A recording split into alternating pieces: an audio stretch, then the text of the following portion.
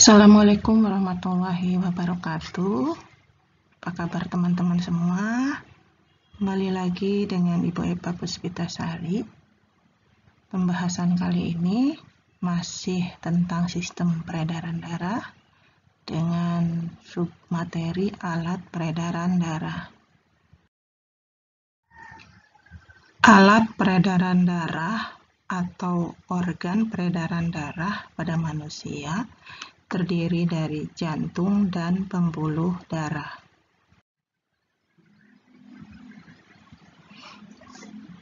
Di manakah letak jantung?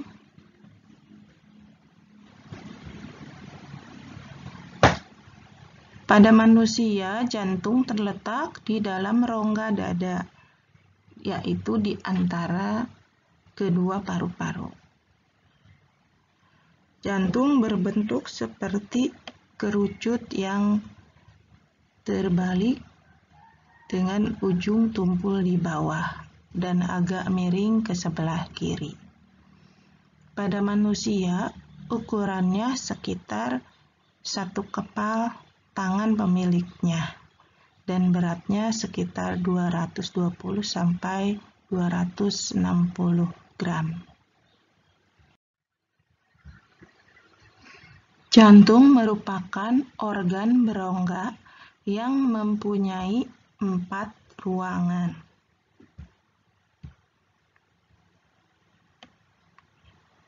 Seakan ini gambar jantung, terdiri dari 4 ruangan.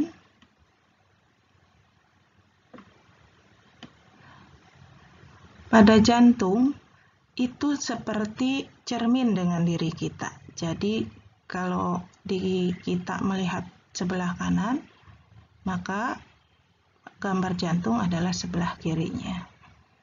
Serambi kanan,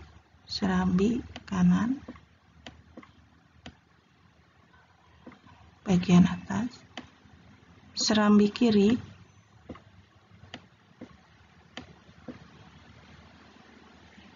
bilik kanan,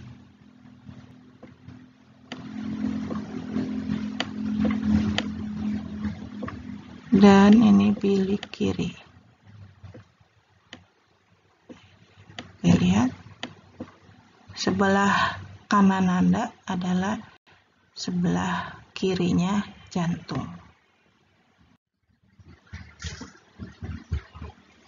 Gambar anatomi jantung bisa dilihat.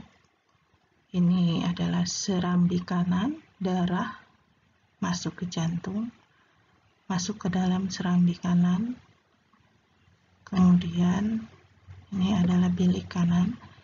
Antara serambi kanan dengan bilik kanan terdapat katup trikuspidalis.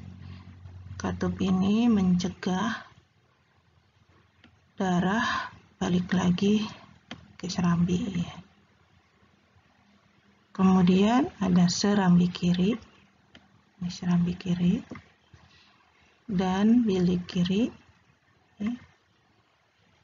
Di dalamnya terdapat katup mitral atau katup bikuspidalis. Ini katup bikuspidalis, fungsinya untuk mencegah darah kembali lagi dari bilik kiri ke serambi kiri. Nah, terlihat ya, banyak pembuluh darah yang menyertai jantung.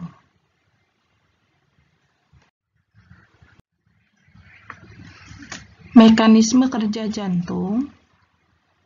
Jantung itu mempunyai fungsi untuk memompa darah ke seluruh tubuh. Pada saat memompa darah, posisi jantung akan mengembang dan mengempis. Pada saat mengembang, jantung dalam keadaan relaksasi, darah akan masuk ke dalam jantung. Kemudian, pada saat mengempis, jantung dalam keadaan kontraksi. Ini adalah kontraksi di atrium atau serambinya. Ini adalah kontraksi di ventricle atau biliknya, di mana jantung mengempis, kemudian darah dialirkan. Nah, karena proses relaksasi dan kontraksi tersebut, timbullah tekanan. Ada yang disebut dengan sistol, yaitu tekanan darah pada saat bilik jantung mengempis berkontraksi, sehingga darah akan dipompa keluar. Kemudian tekanan diastol, yaitu tekanan darah saat jantung mengembang atau relaksasi, sehingga darah mengalir masuk ke dalam jantung. Nah, pada orang dewasa, tekanan normalnya sebanyak 120/80, 120 sistol per 80 diastol. Pembuluh darah merupakan serangkaian tabung atau saluran tertutup dan bercabang. Fungsinya untuk membawa darah dari jantung ke jaringan, kemudian kembali ke jantung. Pembuluh darah ada 3 macam, yaitu arteri, vena, dan kapiler. Pembuluh darah arteri atau pembuluh nadi merupakan pembuluh darah yang mengalirkan darah dari jantung ke jaringan dan umumnya mengandung banyak oksigen. Arteri yang terkecil dinamakan dengan arteriol. Yang kedua, pembuluh darah vena atau pembuluh balik merupakan pembuluh darah yang mengalirkan darah dari kapiler ke jantung dan umumnya mengandung banyak karbon dioksida. Pembuluh darah vena yang kecil disebut dengan venula. Yang ketiga, pembuluh kapiler atau pembuluh rambut adalah pembuluh darah yang sangat halus menghubungkan arteriola dan venula. Ini adalah pembuluh darah kapiler. Ciri-ciri pembuluh arteri. Arteri memiliki dinding yang tebal, kuat, dan elastis. Dindingnya terdiri dari 3 lapisan. Lapisan luar, tunika eksterna terdiri dari jaringan ikat. Lapisan tengah, tunika media, terdiri dari otot polos dan serabut elastis. Lapisan dalam, tunika intima, terdiri dari lapisan endotelium.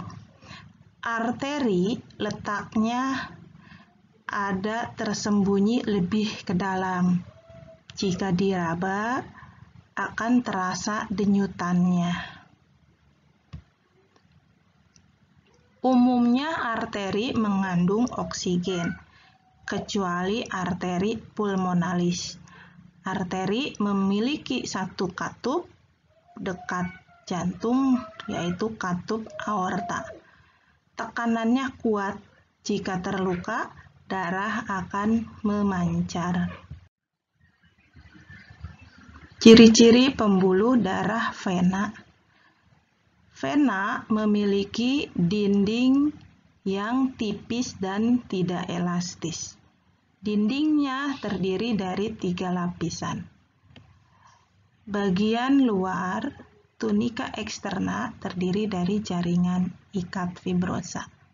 Bagian tengah, tunika media, terdiri dari otot polos dan serabut elastis. Bagian dalam, tunika intima, terdiri dari lapisan endotelium. Perbedaannya dengan arteri adalah otot polosnya lebih sedikit. Pembuluh vena terletak dekat dengan permukaan tubuh dan warnanya kebiruan. Jika diraba, tidak ada denyutan. Memiliki katup sepanjang pembuluh. Umumnya mengandung CO2 kecuali vena pulmonalis. Tekanannya lemah dan jika terpotong, darah akan menetes. Ciri-ciri pembuluh kapiler: memiliki dinding yang tipis, diameternya sangat kecil, dinding terdiri dari selapis sel endotelium, denyut tidak terasa, tidak memiliki katup, dan berfungsi membawa oksigen dan karbon dioksida. Aliran darahnya menuju dan meninggalkan jantung. Macam peredaran darah. Yang pertama, peredaran darah tertutup, yaitu darah beredar di dalam pembuluh darah. Yang kedua, peredaran darah ganda, bahwa setiap kali beredar, darah melewati jantung 2 kali, yang terdiri atas peredaran darah kecil dan peredaran darah besar. Yang ketiga, peredaran darah besar, yaitu peredaran darah yang dimulai dari jantung bilik kiri ke seluruh jaringan tubuh, kembali lagi ke jantung di serambi kanan. Yang keempat, peredaran darah kecil, yaitu peredaran darah dari jantung, dari bilik kanan ke paru-paru, kembali lagi ke jantung di serambi kiri.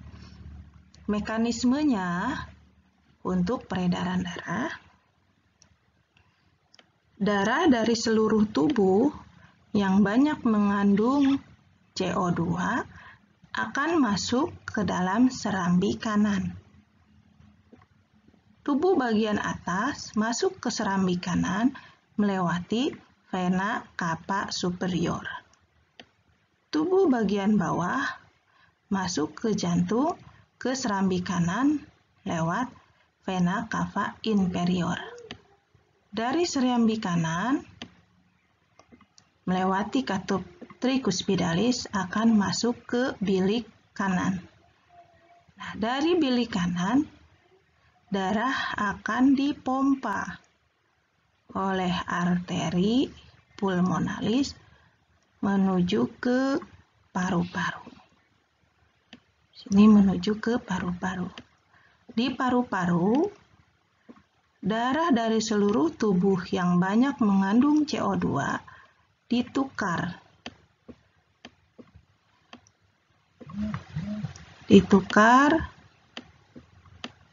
sehingga darah banyak mengandung O2.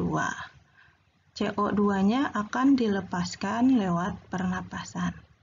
Darah yang mengandung banyak O2, oksigen, akan masuk kembali ke jantung lewat vena paru-paru. Masuk ke serambi kiri. Serambi kiri lewat katup bicuspidalis, ya, masuk ke bilik kiri. Dari bilik kiri, darah akan dipompakan oleh aorta. Darah ini banyak mengandung oksigen, akan disampaikan ke seluruh tubuh sampai kepada sel-sel jaringan. Setelah itu akan kembali lagi ke semula seperti yang tadi. Sekian pembahasan tentang alat peredaran darah. Semoga bermanfaat. Terima kasih atas perhatiannya. Assalamualaikum warahmatullahi wabarakatuh.